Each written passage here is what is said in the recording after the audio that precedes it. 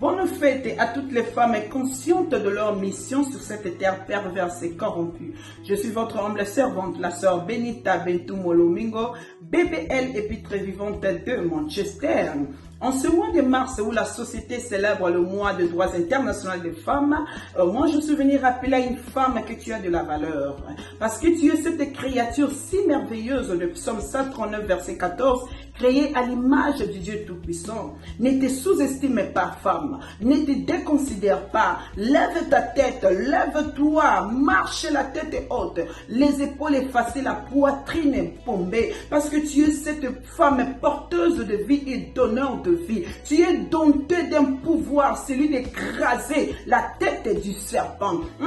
N'oublie pas aussi, tu as une grande mission sur cette terre des humains. Ta mission est d'aider ton mari à atteindre un bon niveau dans la dimension spirituelle, d'aider ton mari à être capable d'assumer ses responsabilités en tant que chef de famille, d'aider ton mari à être capable d'atteindre ses objectifs, d'aider ton mari à être un homme épanoui et utile dans la société. Aussi, tu as une grande mission, une lourde tâche de bâtir ta maison, comme Proverbe 14:1 nous dit, la femme sage bâtit sa maison et l'insensé la renverse par ses propres mains. Femmes, en ce mois de mars, nous ne voulons pas être des femmes insensées qui se réjouissent de pagne, qui se réjouissent dans des moustiques, alors que nos foyers sont en train d'être renversés, alors que des enfants que nous avons donné des vies sont en train de souffrir, sont dans la désolation, dans la détresse, ils sont plongés dans la masturbation, dans la prostitution, dans le vol, dans les viols,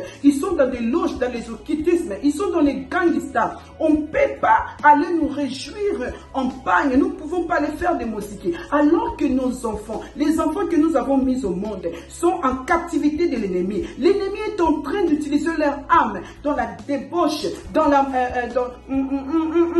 sorcellerie, dans la servitude. Femmes, nous devons nous lever comme Déborah, Esther, Séphora, Abigail, pour sauver les destinées de nos enfants. Au nom de Jésus-Christ, nous pouvons changer les choses. Nous pouvons bouleverser les données. Nous pouvons renverser les fondements. Nous pouvons changer des lois maléfiques en lois de bénédiction au nom de Jésus. Lèvons-nous, femmes, dans la prière pour sauver les destinées de nos enfants, bâtir nos maisons et aider nos maris au nom de Jésus-Christ. Shalom, Dieu vous bénisse.